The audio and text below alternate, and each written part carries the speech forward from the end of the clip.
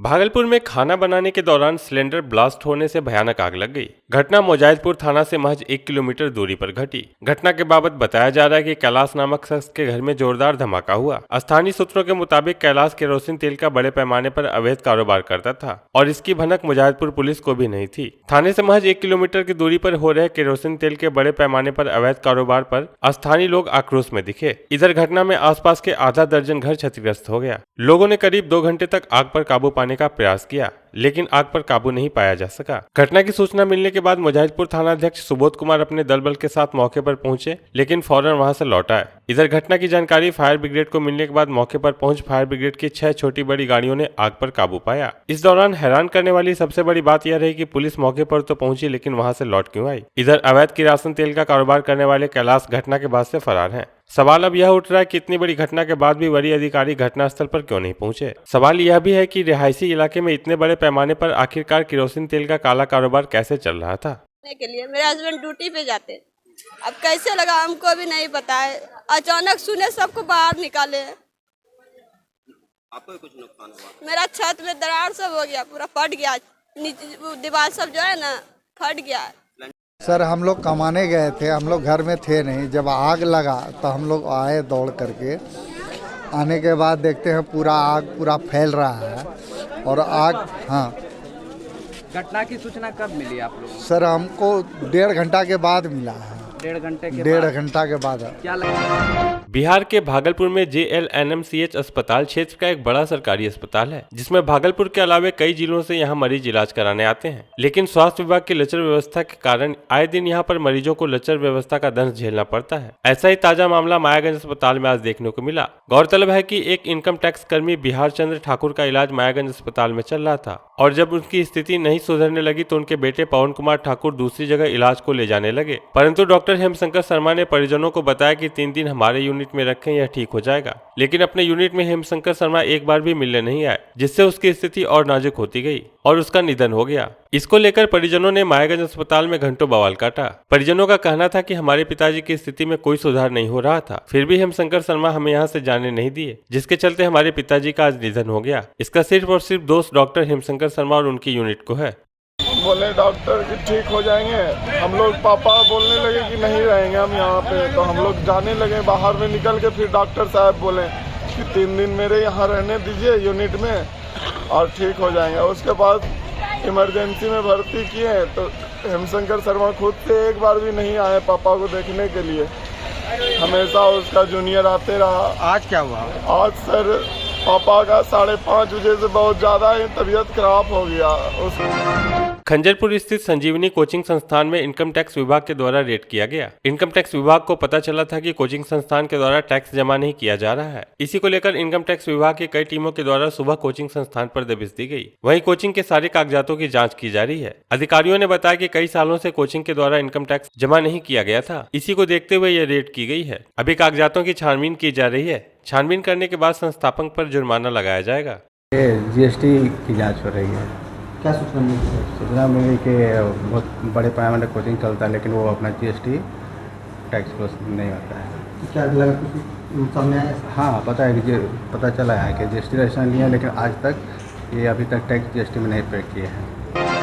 Lajpat park में आम लोगों के द्वारा नगर निगम के खिलाफ 1 दिवसीय धरना दिया गया। इन लोगों की मांग है कि सुबह और शाम के समय आसपास के लोग यहां पर मॉर्निंग वॉक और इवनिंग वॉक करते हैं, लेकिन नगर निगम और जिला प्रशासन के द्वारा यहां पर डिज्नीलैंड लगाने की अनुमति दे दी गई है, जिसका ये लोग विरोध कर रहे हैं। इन लोगों का कहना है कि पहले भी लाजपत पार्क में पानी की टंकी बनाकर अतिक्रमण कर लिया गया, जबकि पार्क के बाहर सरकारी जमीन थी। वहीं इन लोगों का कहना है कि अगर यहाँ डिज्नीलैंड लगाया गया तो इसके लिए जोरदार प्रदर्शन किया जाएगा। ये डिज्नीलैंड का विरोध कर रहे हैं और ये कूड़ा डंप जो यहाँ किया जा रहा है, शौचालय का टंकी जो वहाँ पर लगा रहता है, उससे इतनी दुर्गंध आती है, वो साफ करके यहाँ फिर ला करके लगा देता है, जिससे हम लोग मॉर्निंग वॉक क्या करेंगे, उसी का सुगंध जो है मिलता है हमको। भागलपुर कमिश्नर दयानिधान पांडे क्षेत्र भ्रमण के दौरान शाहकुंड प्रखंड के कस्बा खैरही पंचायत भवन पहुंचे। इस दौरान कमिश्नर दयानिधान पांडे ने जिला पदाधिकारी सुब्रत कुमार सेन, ADM महताब आलम, जिला उप निर्वाचन पदाधिकारी श्वेता कुमारी एवं प्रखंड के BLO एवं जनप्रतिनिधियों के साथ मतदाता सूची में नाम जोड़ने एवं नाम हटाने को लेकर संयुक्त बैठक किया। इस बैठक में कमिश्नर दयानिधान पांडे ने सभी BLO एवं जनप्रतिनिधियों से मतदाता सूची में नाम जोड़ने एवं नाम हटाने को लेकर जानकारी ली। वहीं जिला पदाधिकारी सुब्रत कुमार सेन ने मीडिया को बताया कि कमिश्नर कमिश्नर दयानिधान पांडे जी के क्षेत्र भ्रमण के दौरान मतदाता सूची में नाम जोड़ने एवं नाम हटाने को लेकर संयुक्त बैठक की गई है।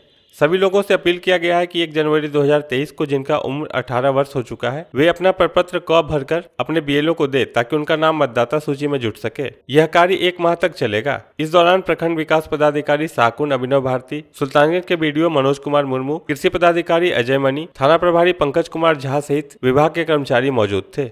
सूची है उसमें जो नए लोग हैं उनका नाम जुड़ता है और जो जिनकी मृत्यु हो गई है, जो अन्य जगह पर चले गए हैं अपना घर चेंज करके या शादी विवाह के कारण, तो उनका नाम हटता है।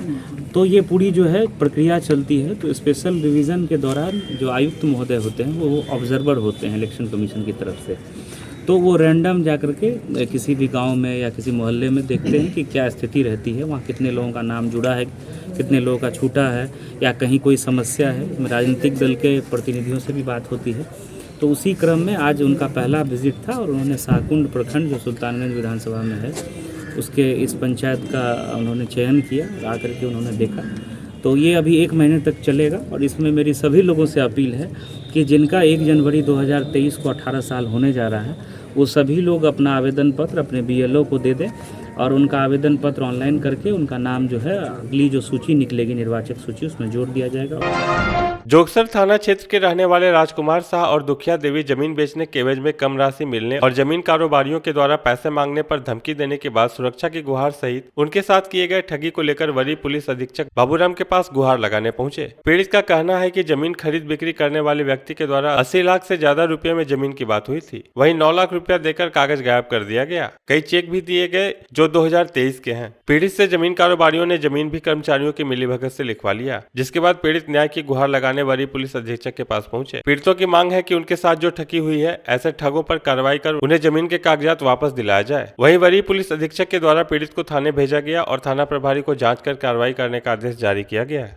80 और 3 83 लाख और बात चला दिल के 9.5 लाख देख के भाग गया वो। हाँ अब हम मिले चनी ठुठबा देखला दे छे और मारल दौड़े छे सब। हमरा बताइए। मामला मेरा 3 कट्ठा जमीन था, वो जमीन ले लिया हमरा सोनू जी ने और बरदेश जी ने माल लिखवा दिया, रखवा दिया वहाँ सब झोला लेकर के भाग गया, ऑफिस में रखवा दिया। कौन है आपके? कोई नहीं, जमीन में लिया है हमसे, खरीदा मेरा हमसे और 80 और 3 83 में बात हुआ और दे दिया 9.5 लाख दे दिया है और पैसा सब तो चेक में दे दिया खराब। भागलपुर पुलिस की लापरवाही देखने को मिली कोतवाली थाने के पश्चिमी गेट के ठीक सामने। एक रिक्शा चालक अरुण महलदार की सड़क पर ही मौत हो गई। मौत के बाद आसपास के लोगों ने मृतक के शरीर को रोड से किनारे कर लेटा दिया, लेकिन आधे घंटे से भी अधिक समय तक कोतवाली थाना से कोई पुलिसकर्मी देखने तक की जहमत नहीं उठाया। जहां पर मौत हुई थी वह क्षेत्र ततारपुर थाना क्षेत्र के अंतर्गत आता है। वहीं लोगों का कहना था कि कोतवाली थाना सामने में था, इसके बावजूद भी पुलिस की बड़ी लापरवाही है। काफी देर के बाद ततारपुर पुलिस मौके पर पहुंच जांच में जुट गई, लेकिन सवाल खड़ा हो रहा है कि जब कोतवाली थाने के सामने मौत हुई उसके बाद भी काफी समय तक पुलिस क्यों नहीं पहुंची। ये मतलब बाथरूम करके आए, उसके बाद वो जरा सा बैठे, उसके बाद लोग के अपने ठंड लगने के कारण ही मर चुके हैं। ठंड से मर? हाँ, ठंड के कारण।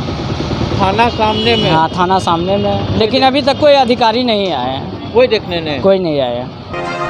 नवगछिया पुलिस अधीक्षक सुशांत कुमार सरोज ने अलग अलग थानों के अलग अलग घटनाओं को लेकर प्रेस वार्ता कर जानकारी दी। उनके द्वारा बताया गया कि मौजूदा माह के 2 तारीख को इस्माइलपुर थाना क्षेत्र के जानवी चौक के विक्रमशिला पहुंच पथ के पास से 3 अज्ञात अपराधियों द्वारा अभिषेक कुमार मिश्रा का मोटरसाइकिल लूट की घटना को अंजाम दिया गया था। इस कांड का उद्भेदन करते हुए लूटी गई मोटरसाइकिल आवेदक के थाना क्षेत्र में लावारिस अवस्था में मिलने की बात कही गई और अपराधियों की पहचान होने की भी बात कही गई, लेकिन 3 अपराधियों में अभी तक एक भी गिरफ्तार नहीं हुआ है। वहीं कुछ दिन पूर्व श्रीपुर निवासी पूरन कुमार को सफारी से आए अपराध कर्मी उठाकर ई रिक्शा सहित गाड़ी पर बिठाकर खगड़िया जिला की तरफ ले जाकर फेंक देने वाले मामले में एक अपराधी गुलशन कुमार झा को स्कॉर्पियो व एक कट्टा सहित गिरफ्तार कर अन्य 3 अपराधियों के धरपकड़ के लिए छापेमारी करने की बात कही गई। तीसरी घटना के विषय में बताया कि पूर्व में बिजली विभाग के कुल 8 कर्मियों कार्य कर रहे थे। कर्मियों द्वारा हाई टेंशन तार को काटकर कबाड़ी वाले के यहाँ बेचने की बात कही। साथ ही साथ जितने भी कबाड़ी वाले के यहाँ तार बेचा गया था उसे बरामद कर कबाड़ी वाले को भी अभियुक्त बनाया गया है।